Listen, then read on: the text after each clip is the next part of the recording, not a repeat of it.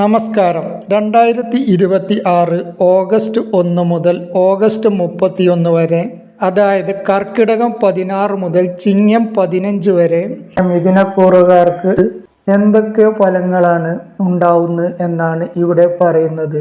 August മാസത്തിലെ ഗ്രഹനില പരിശോധിക്കാം. രവി മാസാരംഭത്തിൽ കർക്കിടകത്തിലാണ്.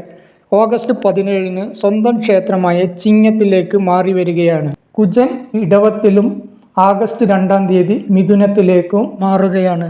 ബുധൻ മാസാരംഭത്തിൽ സ്വന്തം ക്ഷേത്രമായ മിഥുനത്തിലും 5 കർക്കിടകത്തിലേക്കും 22 ചിങ്ങത്തിലേക്കും മാറി വരുന്നു.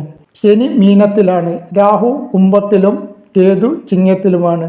വ്യാഴം അതിൻ്റെ ഉച്ചരാശിയായ കർക്കിടകത്തിലാണ്.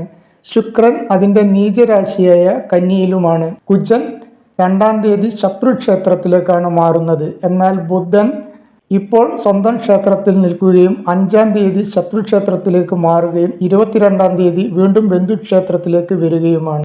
മറ്റുള്ള ഗ്രഹങ്ങൾ ഈ സമയത്ത് മിത്രക്ഷേത്രത്തിലുമാണ്.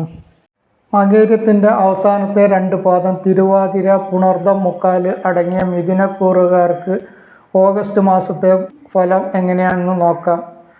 ജോലി സംബന്ധമായി പറയുകയാണെങ്കിൽ തൊഴിൽ വളരെ അനുകൂലമായ ഒരു സമയമാണ്. ഉത്തരവാദിത്വവും സമ്മർദ്ദവും ഒക്കെ കൂടുമെങ്കിലും ജോലി വഴി വരുമാന വർധനവ് ഉണ്ടാക്കുവാൻ സാധ്യതയുണ്ട്.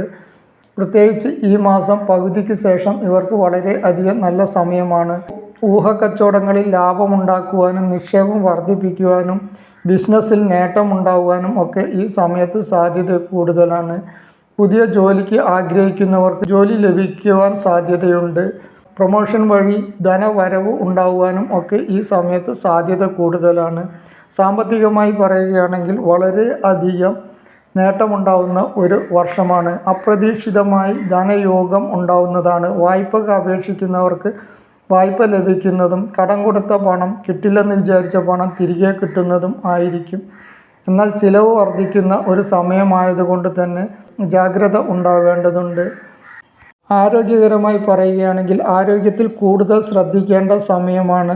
ചെറിയ ചെറിയ അസുഖങ്ങൾ ഉണ്ടാകുമ്പോൾ അപ്പോൾ തന്നെ ആവശ്യമായ ചികിത്സ നൽകേണ്ടതാണ്.